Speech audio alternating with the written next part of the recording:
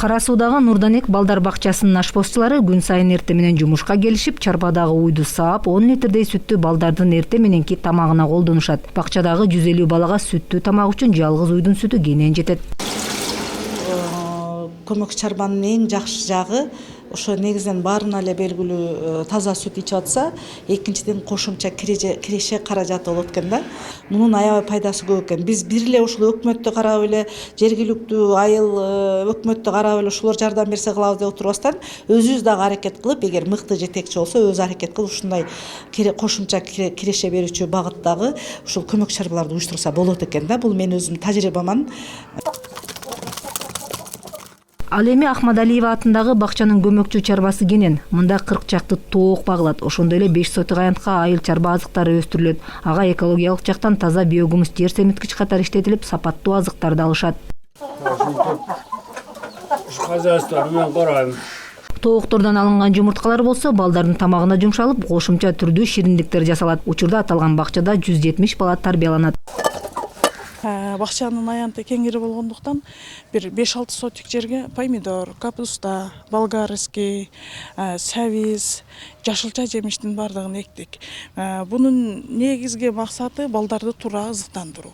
Эң жакшы деген көрүнүштө кылдык да, себеби бүгүнкү күндө бүгүн ноябрдын этеги болуп калса деле өзүңүздөр көрүп турасыздар, баклажаныбыз дагы деле пышып турат да. Эми акыркы үзүмдөрүн алабыз, Кудай буйруса. Бул бакчанын алдында уюшулган көмөкчү чарбадан жылына 100 000 сомго чейин каражат топтолот. Ал бакчанын кем каржысына колдонулат. Маселен, жакында тигүүчү машина алышып, аны менен тарбиялануучуларга майрамдык кийим-кечектерди тигишкен. Ага кеткен чыгымдар да өздөрүнүн каражатынан сарпталган. Мурункусунда бул машинаны алган элек, кийинкисинде буну алдык. Мотор менен иштейт. Эколоп тигебиз депчи. Анан дагы бир кыз бар тигет. Ушундай болгон сумкалар тигебиз. Ата-энелерге ар бирине бирден мындай сумкалар тигип чыктык.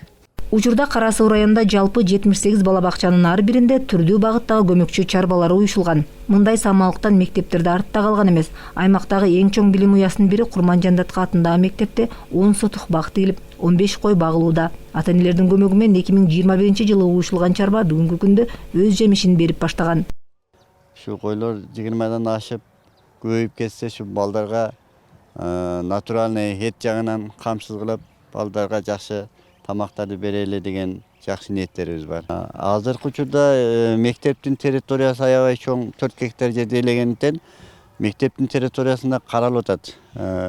Мектепте иштеген тек персоналдар дежурство менен бөлүп койгонбуз, ошолор карайт. Быйылкы жылы биз ушу көмөкчү чарбадан тапкан пайданы аз камсыз болгон үй-бүлөлөрдүн балдарына дагы жардам катары иштетебиз деп пландап атабыз.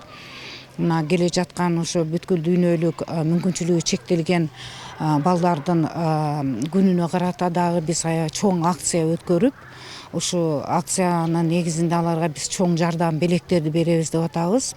Кара Суу районунда жалпы 121 мектеп бар.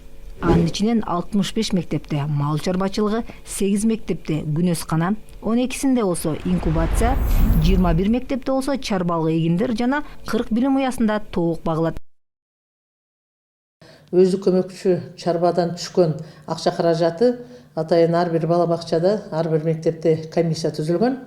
Ал комиссия ата-энелерден, ошол жергиликтүү кеңештин депутаттарынан жана мектептен тамак ашка жооптуу мугалимдерден комиссия түзүлгөн. Ошол түшкөн акча каражатын ошо комиссия тарабынан иштетилет. Негизинен андан түшкөн акчаны биз көбүрөөк социалдык жактан колдоого муктаж болгон балдардын тамак ашына жана күндөлүк мектепке керектелүүчү же окуучуларга керектелүүчү анча-мынча канцтовар жана башка сыяктуу нерселерге жумшалат.